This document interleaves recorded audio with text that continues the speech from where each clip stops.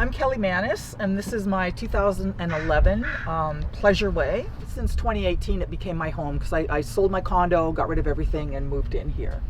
I love the idea of a conversion, but I'm not handy, so I just went to an RV dealership and said, how much for everything?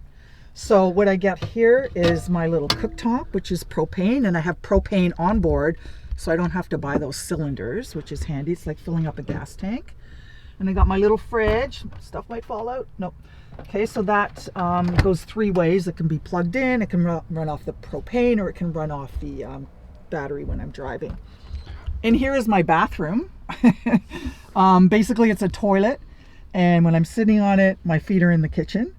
And there's also a tray there that I can set up here and connect to this drain, and I can do a handheld shower. And I have hot water too. My sink is regular running water. So I have a gray tank, which is where this goes, and I have a freshwater tank. I live in a van because in 2013, I was in Toronto, and I decided I was going to move out here to Vancouver Island. My mom's here. And then I thought about putting my dog in cargo on a plane, and I couldn't do that.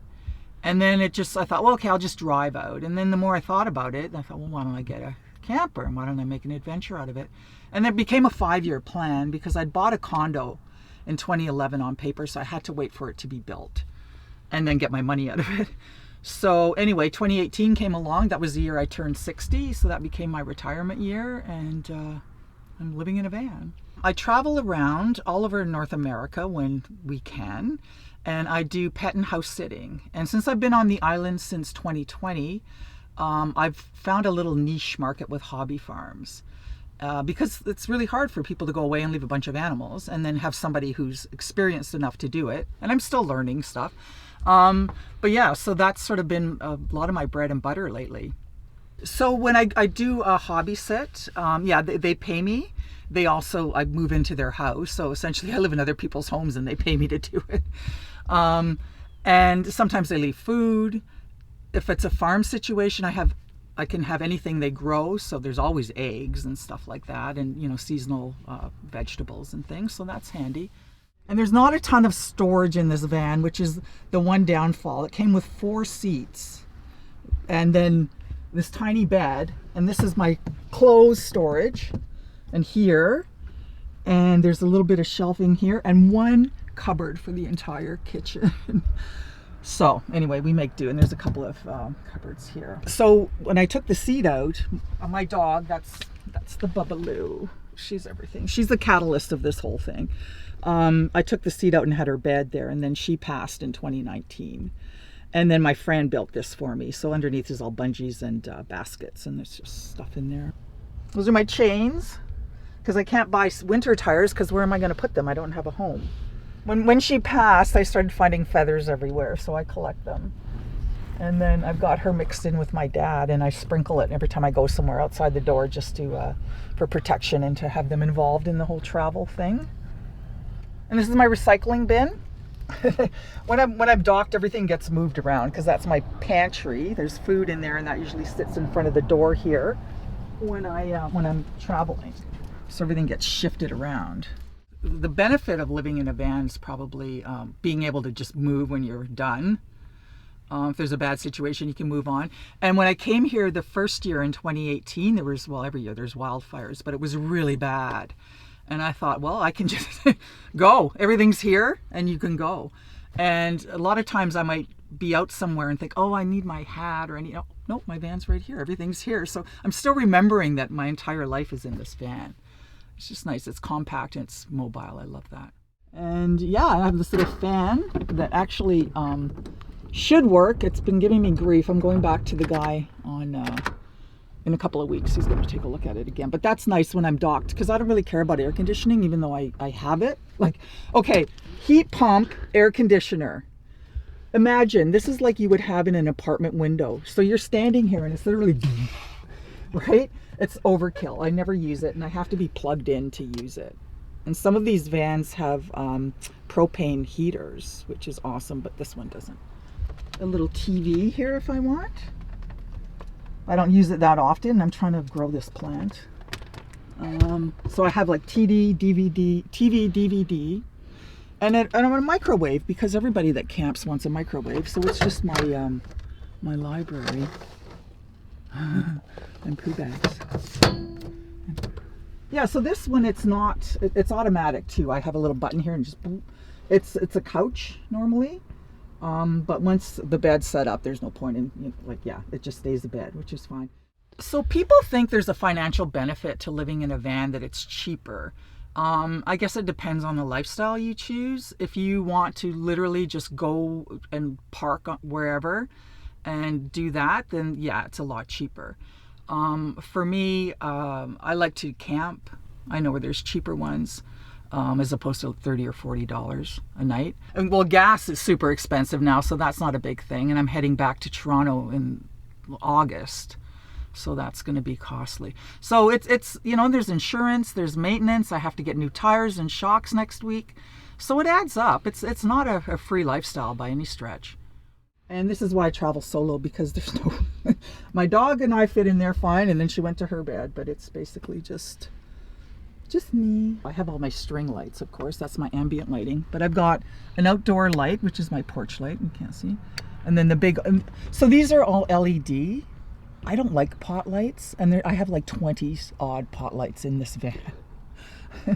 And then that's for under here, and then there's like 2 reading lights here.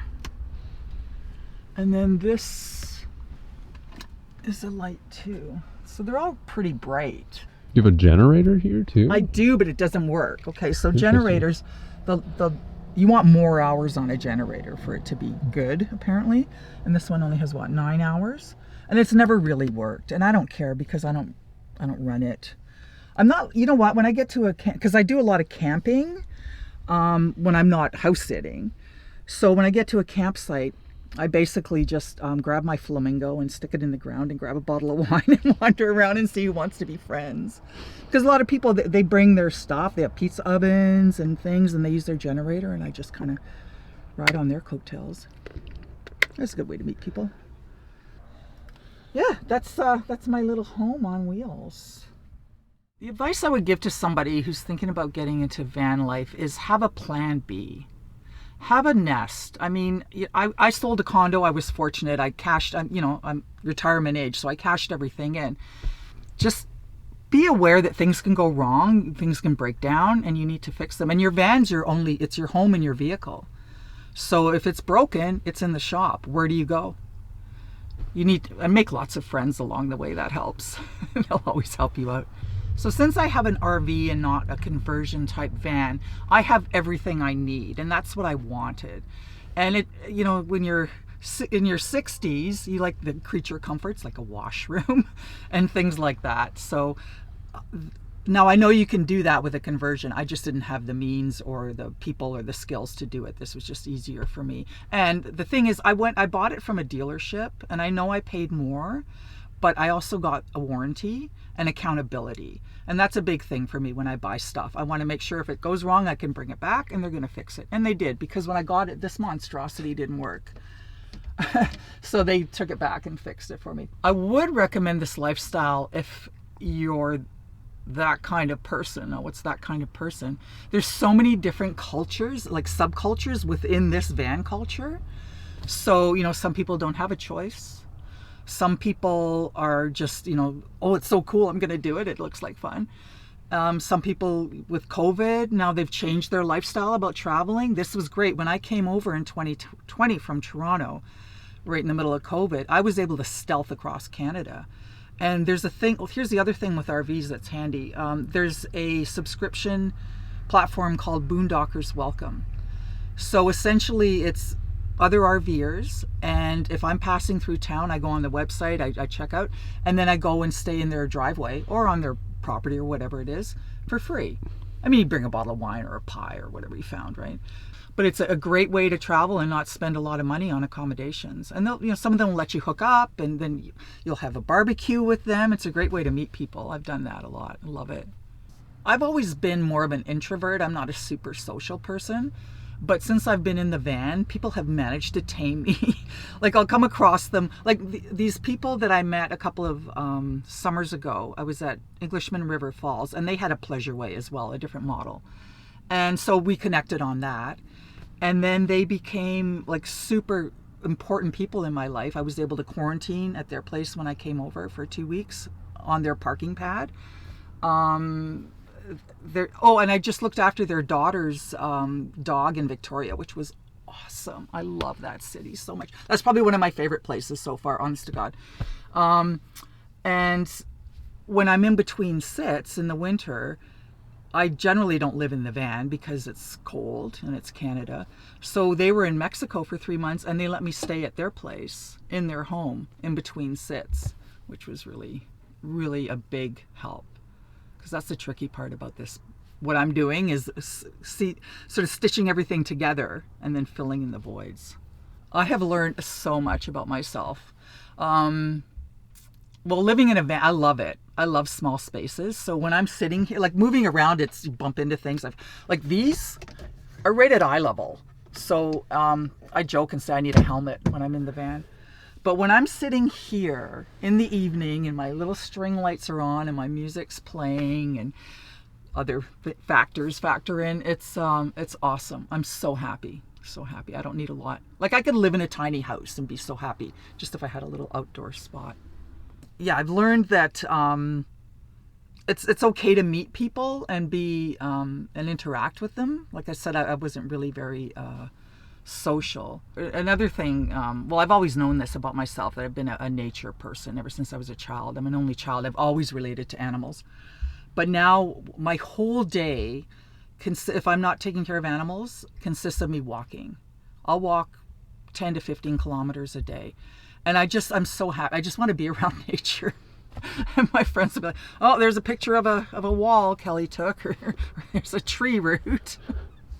Yeah, van life actually gets me wherever I want to go. When I'm in between things, I can just pull over somewhere and go for a hike or sit in a parking lot and and watch. It's cool around here because the birds hunt for the shellfish, and then they drop them. So they smash on the concrete, and then you can see them do that. So I've done that here a few times. And then you can have lunch. Everything's there. It's great. So some of the challenges I faced, well, I'm funny in the sense that I don't like putting people out. So if I'm driving and I've got a lineup of cars behind me because this is a big vehicle, it stresses me out, right? So I'm always like looking for a pullover or something. But I'm trying to get over that. Really, I don't have a lot of negative things. I think the only thing, and this is basically because of my lifestyle, in the sense that I do a lot of hobby farms and I do a lot of rural gigs, that I'm alone a lot. And I know I said I'm an introvert, but now I miss that. That's why when I was in Victoria last week, it was like I plugged in. I have friends there, so I was seeing people. I went to a patio. Like, how long has that been? A couple of friends of mine were from Toronto doing a comedy show in Victoria, so I got to see them. I hadn't seen them in years. And yeah, it was great. It was great. I think when I started this and I had my dog walking business and closed it down, my dog, Boo Boo, was my assistant. So we retired together essentially, and we traveled together, and that was the best part, and I really miss that part of it. That's why I have that shrine for her. But I know she's here in spirit. But yeah, that's the hardest thing. Okay, so I have Airbnb, which is my pet sitting page. And that's really active. That's where I'm going all the time. So I do that there. And that's on Facebook and Instagram. And then I have Gypsy Canine, which is my photography. And that's Instagram and Facebook as well. Thanks for watching. And if you enjoyed this video, please share it with a friend.